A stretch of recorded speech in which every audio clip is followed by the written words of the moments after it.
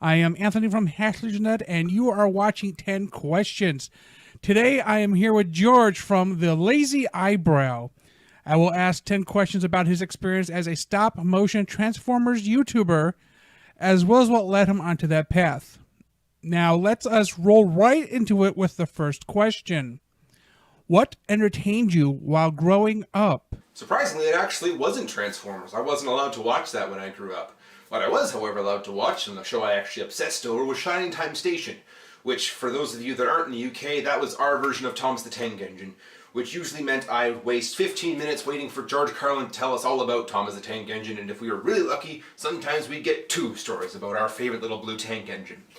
This actually led to my model railroading hobby. It was something that, when I wasn't watching anything electronic, that's what I was doing, was playing with my electric train. I had a set that my dad bought me when I was a kid, and slowly it expanded to something that incorporates this stuff too. When I was watching TV, I was watching a lot of the Spielberg 90s shows like Animaniacs and Freakazoid and Pinky and the Brain and Tiny Toon Adventures and all those sort of things. That was kind of my life, watching TV. If I wasn't doing that, I was playing on my NES, or I was on the Windows 3.1 computer we had, which had all the arcade classics, as well as Chips Challenge and a lot of the greatest hits of BOEP, I believe it was called, the Best of Windows Entertainment Pack. So yeah, that's a lot of what I did. For growing up in the late 90s, a lot of our tech was late 80s, which is kind of how my family was. What made you decide to start a YouTube channel? So in 2009, I had started collecting Transformers, as I had just watched the first Michael Bay movie at a friend's house early that year. It was my first viewing, or first really exposure to the brand in general, as I wasn't allowed to watch it as a child. So the whole scale model railroading thing totally played into this. Oh my goodness, there's robots that can turn into cars, what a cool concept. And the more accurate the car mode, the better, which is why I started collecting the Bayverse figures at the time, because their vehicle modes were just amazing. Early 2011, my friend had ordered the MPO4 variants, the one of the trailer, the first Masterpiece Optimus Prime. He had ordered the red and blue one, he ordered the Sleep Death Mode version, and he had ordered the Nemesis Prime version. And to show me what he had purchased, he sent me a link to the TF Source review with the Sleep Mode Convoy type thing. Ironically, he never got the figures because the tsunami in Japan happened that month and all the pre-orders had been cancelled because the product had been damaged.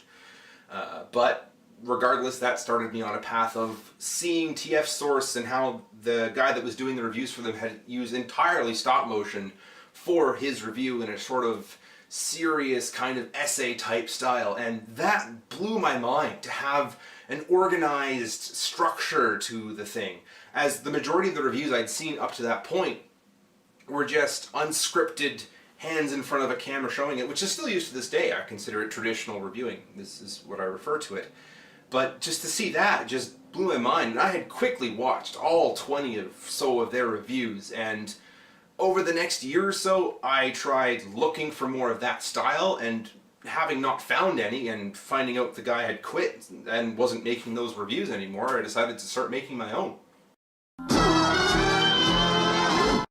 When did your YouTube channel premiere? So in June of 2012, I had posted a proof of concept type video with G1 Astrotrain. It was just like 50 frames or so of transform, talk, transform, talk, transform, talk, and that was it. Showed it to a few friends, they all really liked it. One of those friends came back a few days later with a doodle he had done in purple crayon. It was basically a caricature of my face as an Autobot logo, and underneath that he had wrote Lazy Eyebrow Reviewer, which is kind of an in-joke, as when I was 3, surgery kind of ruined that side of my face in terms of muscle control. So I made a new channel. I had remade the logo as kind of a higher quality thing.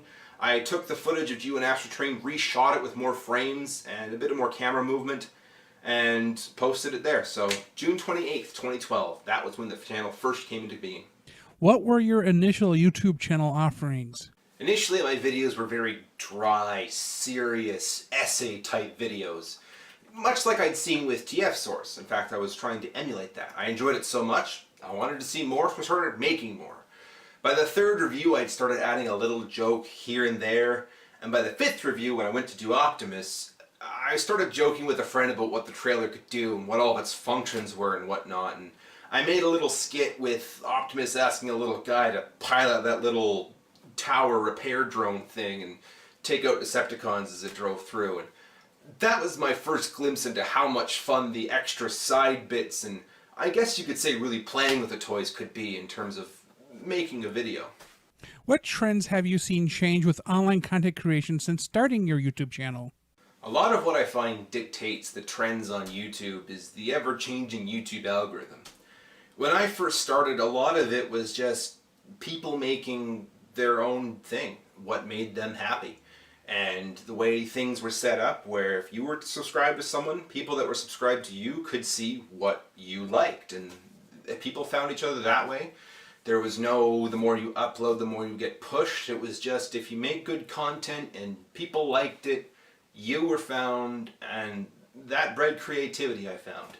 Nowadays, it feels like YouTube is pushing videos that are longer than 10 minutes, filled with mid-rolls. You need to put out a weekly schedule, and I find a lot of the content is now, they make the same content, but not at a fewer pace, just spaced out in between, because the content takes time.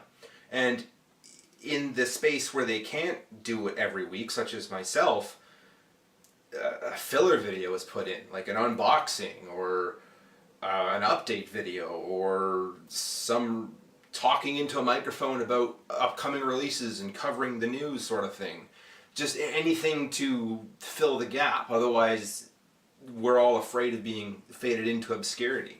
And if they're not doing that, then they've increased their output and spread their creativity thin, and it just becomes informative and less entertaining, I find. And I find the trend is in such a weird spot right now, because good content is still being made. It's just you gotta sort through a lot of the garbage to find it. And it didn't used to be like that, which is kind of sad. What brings people to your YouTube channel now? I personally believe the main draw to my channel, at least from a clickbait perspective, is the stop motion. It's in the description, it's the first thing you see when you watch a video, it's in the title of the video, it's everything. What I think people stay for, if not the stop motion, is I hope the humor and the information I put into it. I put a lot of work into my videos. If I'm not happy with it, I basically have the ideology of, if I wouldn't watch this in my spare time, I don't want to watch it, I wouldn't want to make it, so therefore I tend not to. There's a few times where I've broken this rule and the result is something I'm not happy with, and that's a whole other topic, but hopefully that's why people stick around. I know few people have said the humor is why they stick around, some people say it's the information they find, some people say it's the stop motion, few people have even said they've left because of the humor. Each their own. I'm not for everybody, I know that. But in general, I think it's the stop motion that's the main pull to my channel anyway. What changes do you have planned for your YouTube channel in the near future? I'm not really sure if I have anything big change-wise planned coming. I never seem to anyway. A lot of the changes I do are usually something I think of as I see it and think that'd be a cool thing to try. I tried doing stereoscopic 3D once, as why not? I gave it a go and I thought it was kind of cool. It was a lot of work. Turns out a lot of people couldn't view it, so I moved on. Tried frame interpolation to see if the higher frame rate could do it. Turns out the technology's not quite there yet, but I'm willing to try that again. I recently built this aerial rig for planes and other flying shots. I got a 3D printer to accessorize the transformers and make them look better to increase the quality of the stop motion. I'm always up for trying new things. I just have nothing big planned currently anyway. What changes would you like to make to your channel if you had unlimited resources? If I had unlimited resources, my goodness. First, I would want to take this currently out of its, like right now, it's just a little corner inside of my master bedroom.